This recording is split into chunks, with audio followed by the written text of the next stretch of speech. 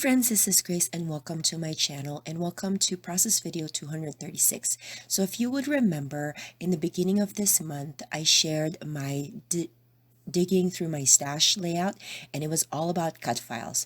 And I know that I only used one cut file there, but I actually have a few. And so I'm going to use a couple of those big cut files that I had recently cut in the next few process videos. So I know that this is a 4th of July layout and we are nowhere near that, but if you follow me at any given time, you know that I do not scrapbook chronologically. I just scrapbook whenever I feel like it, and I use pictures that I feel like using. So I know that this is not the holiday for this month, so I apologize for that, but it's a double page layout, so I hope that you will like it. So the first thing that I'm going to do is I am going to basically put together the layout. I have already backed the cut file, the Happy 4th that I had cut with white cardstock, and I had backed that up with some 6x6 pattern papers from Echo Park, and I just really love that collection. And I don't have a lot of 4th of July or holiday themed layouts, so this was a fun layout to create. I'm also going to have a lot of pictures here. They're all 3x4s. Some of them are vertical, some are horizontal. Now, as you can see, I'm using some glue dots here, and it's not my favorite adhesive, I'm going to tell you that. I miss my ATG every single day, but this year, well, not this year, but my goal for these first few months of the year is to use up the stuff that I already have. And so I have a ton of glue dots adhesives. And so I figured I will use that first before I go ahead and purchase some more ATG refills. But I'm going to tell you right now, I miss my ATG gun. I really do. But I'm just going to plug along and push through and see what happens. So again, I'm using some 6x6 papers here, and I needed to have some pattern paper on that top right there because my idea is that that's going to house my cut file, my title. That's where the title is going to live. And so I didn't want that to just sit on the background piece, although it's not that bad. It is a solid piece, but I just felt like it needed a pattern there, even though it's subtle. And I really like this wood grain as well. And so I'm just going to put adhesive on there. And another reason why I don't like the glue dots is because I just put them everywhere on my layout or on my table, and I would accidentally like put photos on there, or like drop something on it and it will stick, and it's a pain. But like I said, I just plug along. And so now I'm going to trim the excess of it because I do like a little border all around my double page layouts, or all around all my layouts. And so I usually leave about 1/8 of an inch there. And this is the first problem that I noticed, that I cut my file way too big for the size that I have for it.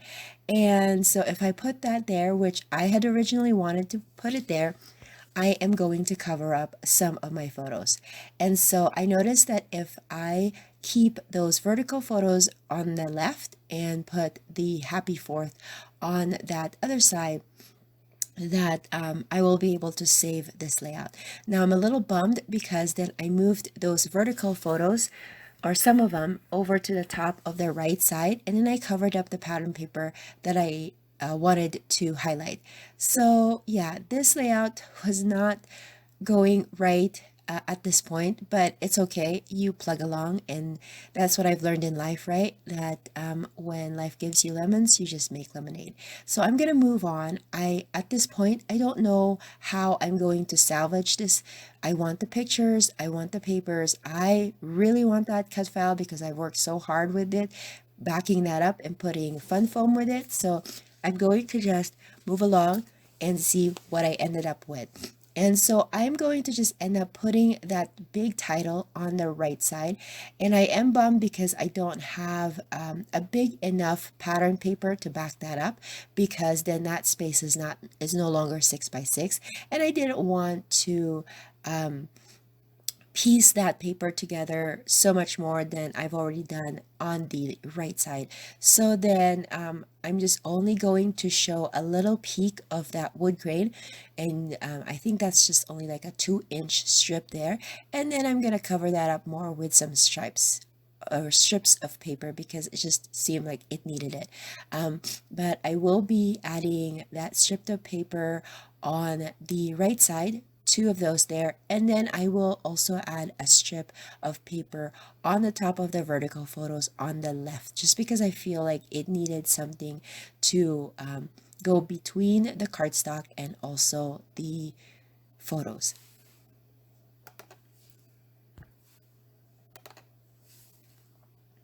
And I'm using some mini glue dots to adhere those strips of paper because they're very tiny. They're only a 1/4 inch thick, and so I needed some mini for that.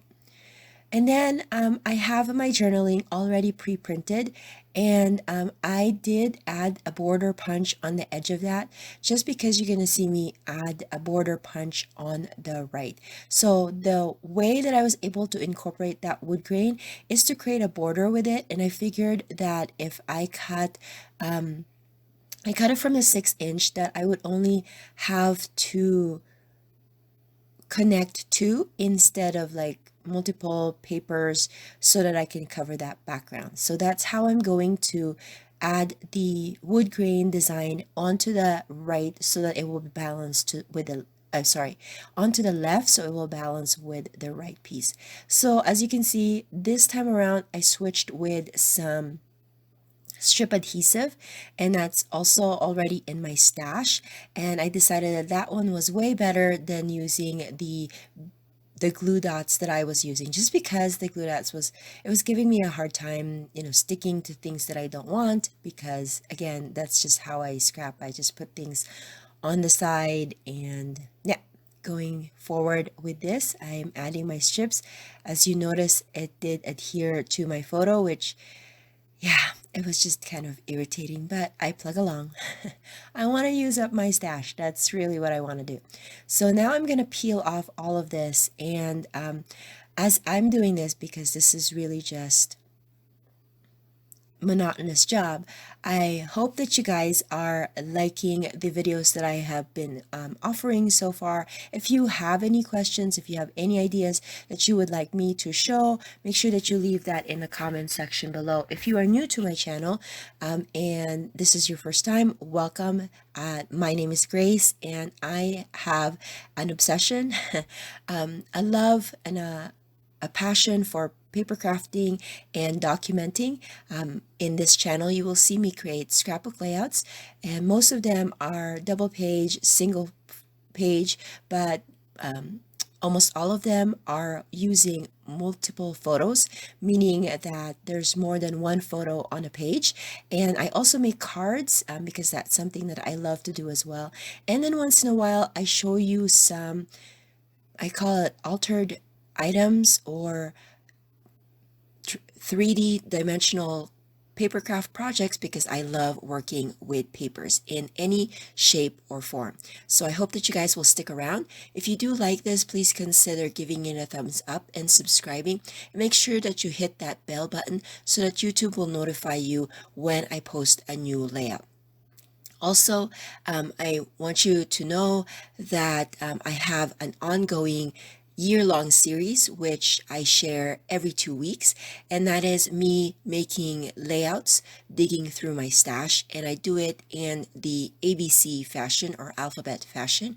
And I recently posted, in the beginning of the month, I posted my C layout, which is that I was trying to use up some cut files, and I didn't use a lot of cut files there. I actually only used one, but a cut file that I've always wanted to use, and it helps me to use some of my scraps of piece of paper. And I'll make sure to link that video in the description box below, and I hope that you will watch that.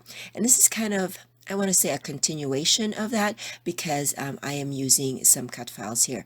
One of my favorite things to do with cut files is, of course, to back them up with paper. It is very do you want to say useful? No, well, I just like the idea of being able to use my pattern papers with cut files, because then I use up my scraps, and then it gives a lot of color to a layout, especially if there's just full of photos. So you have a lot of pattern and colors on the layout without introducing too much paper in the background. So that is one of my favorites. So as you can see, I did use a border punch for just one side of the journaling block, just to kind of incorporate the border punch that I used on the on the left side.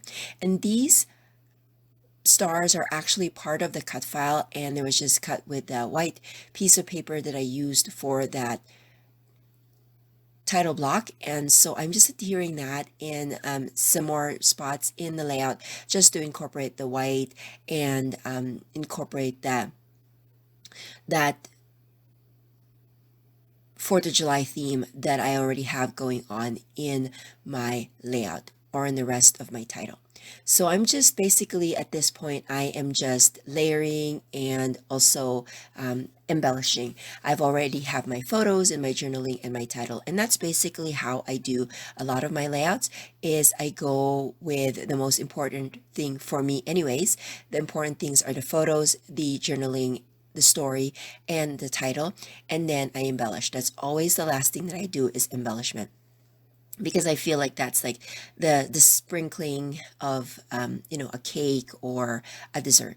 And so I'm using some stickers here, and I just love that I was able to incorporate some of these fireworks that I don't normally use, but these are pictures of 4th of July for 2018. And so we were using some, they were the boring, safe and sane type of fireworks, but they were fireworks nonetheless, those poppers and all that stuff. So I decided to use those poppers because that will coordinate well. And then I found this big American flag, and honestly, it's a it's a little too big of an embellishment or sticker for what I have already going on, but I try to make room for it, and I put it on top of my layout, of my title, because why not, right? And then basically I'm just going to finish off finish off with some more stickers here and there, and that will be it for me. Thank you so much for watching, and I hope that I will see you guys that you will stop by for the next video. Until then, have a great day. Bye.